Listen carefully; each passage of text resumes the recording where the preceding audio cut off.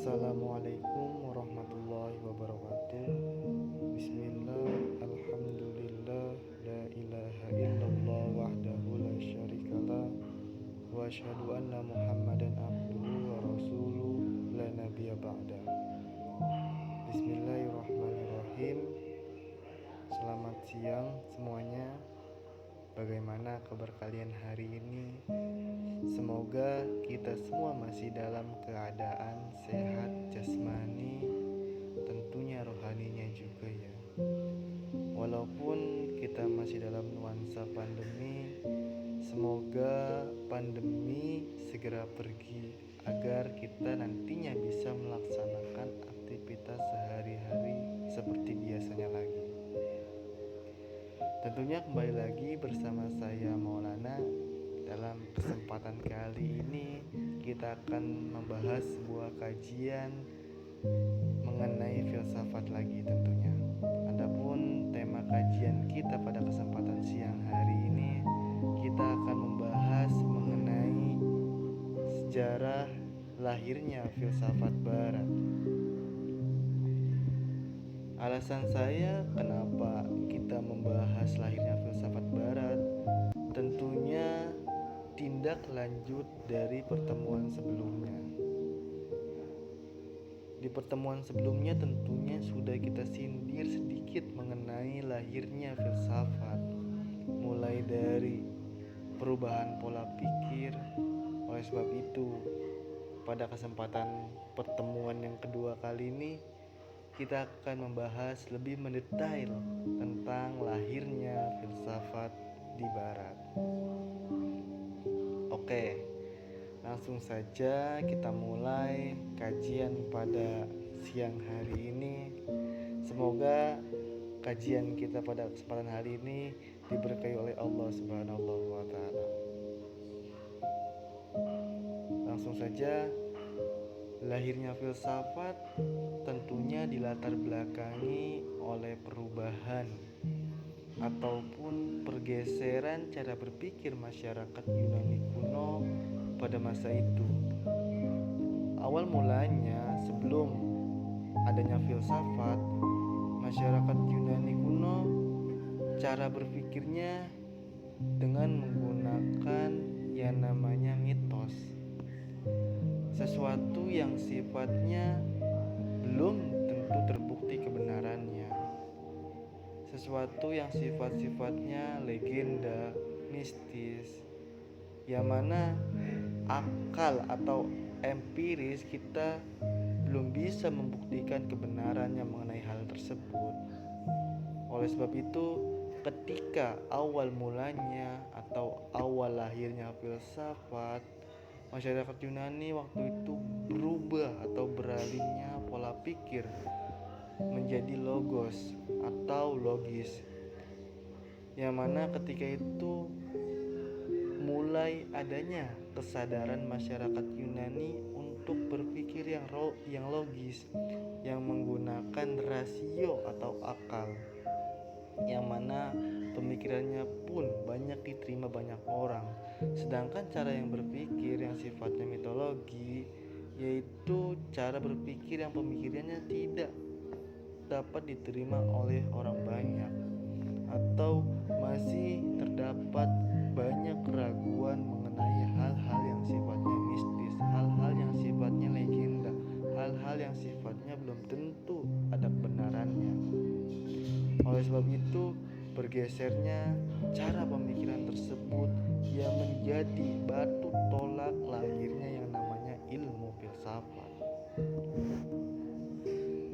Di sini saya mau mencontohkan sebelum pemikiran filsafat, ketika turun hujan, ketika itu masyarakat Yunani beranggapan bahwasannya Dewa Zeus sedang marah. Tentunya ketika kita menanyakan kenapa ia mengatakan Dewa Zeus sedang marah sehingga menghasilkan hujan, ia pun tidak bisa menjelaskannya. Nah, itulah cara-cara pemikiran yang sifatnya mitologi, yang sifatnya percaya dengan dewa-dewa, yang belum tentu dewa itu ada atau tidaknya. Contoh lain, ketika hendak guntur menggelegar, mereka beranggapan bahwasannya Dewa Thor sedang murka, sehingga terjadinya gelegaran guntur yang sangat menggelegar. Tentunya hal tersebut pun sama. Ketika ditanyakan penjelasannya, mereka tidak tahu, sebab mereka pun dari katanya dan katanya. Lantas sumber sebenarnya kenapa itu bisa terjadi apa? Nah, itulah cara-cara berpikir yang sifatnya mitologi, yang sifatnya dari nenek moyang, yang sifatnya ya nggak tahu kebenarannya itu di mana. Oleh sebab itu, dengan lahirnya filsafat ini mempengaruhi cara berpikir masyarakat Yunani, yang mana ketika sesuatu itu belum mampu terbukti kebenarannya, maka ia pun tidak mudah untuk mempercayainya. Adapun tokoh filsuf atau orang yang mempelajari filsafat yang pertama kali memperkenalkan filsafat pada waktu itu adalah Thales. Bahkan ada beberapa literatur yang mengatakan bahwa Thales ini adalah bapak filsafat. Kenapa Thales bisa dijuluki dengan julukan bapak filsafat? Karena Thales merupakan filsuf pertama di barat yang memperkenalkan cara berpikir yang logis. Ia hidup pada abad 6 sebelum Masehi. Tentunya sudah sangat jauh daripada sekarang kita ini. Thales sendiri tinggal di kota Miletus yang terletak di Asia Kecil. Daerah tersebut merupakan salah satu dari kota-kota Ionia. Ionia sendiri merupakan daerah pertama di negeri Yunani yang mencapai kemajuan besar, mulai dari bidang ekonomi sampai dengan kultural. Kota Miletus ini terletak di bagian selatan pesisir Asia Kecil, yang mana kota tersebut memiliki pelabuhan yang memungkinkan perhubungan dengan daerah lain. Kehidupan masyarakat ditopang oleh kegiatan perniagaan dan juga pelayaran. Dengan demikian, Miletus merupakan titik pertemuan dari banyak kebudayaan serta informasi dari berbagai tempat. Oleh sebab itu, di daerah Miletus ini adalah tempat bertemunya banyak orang yang nantinya akan melakukan perdagangan atau titik sentral banyaknya pertemuan atau perdagangan. Selain daripada Thales juga ada tentunya filsuf pada semasa zaman hidupnya. Tentunya berasal dari kota yang sama, yakni kota Miletus. Filsuf tersebut antara lain adalah Anaximandros dan Anaximenes, yang mana mereka bertiga hidup sezaman.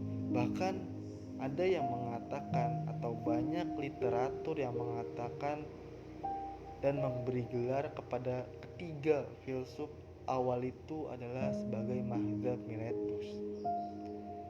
Kenapa Mazhab Miletus? Sebab mereka bertiga merupakan filsuf-filsuf pada era pertama awal munculnya filsafat yang berasal dari kota Miletus, yang hidup sekitar tahun atau sekitar abad 6 sebelum Masehi, yang tentunya sudah lama sekali. Adapun fokus pemikiran filsafat pada waktu itu tentunya berkaitan dengan substansi dari alam semesta, mulai dari unsur-unsur apa saja yang melatar belakangi hingga terbentuknya bumi sampai saat ini kita tempati. Jadi pokok pemikiran pada masa Thales adalah berkaitan dengan penciptaan alam semesta. Oleh sebab itu, fokus kajian pada zaman itu bertitik tolak mengenai pencari tahuan tentang substansi sehingga membentuknya dunia dan semesta.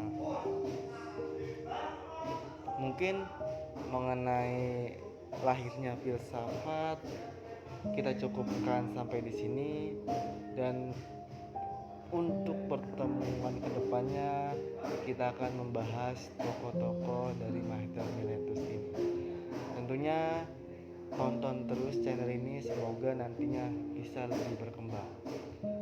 Mungkin banyak kurangnya dari saya Maulana, saya akhiri. Wallahul muwaffiq ila aqwamit thoriq. Wassalamualaikum warahmatullahi wabarakatuh.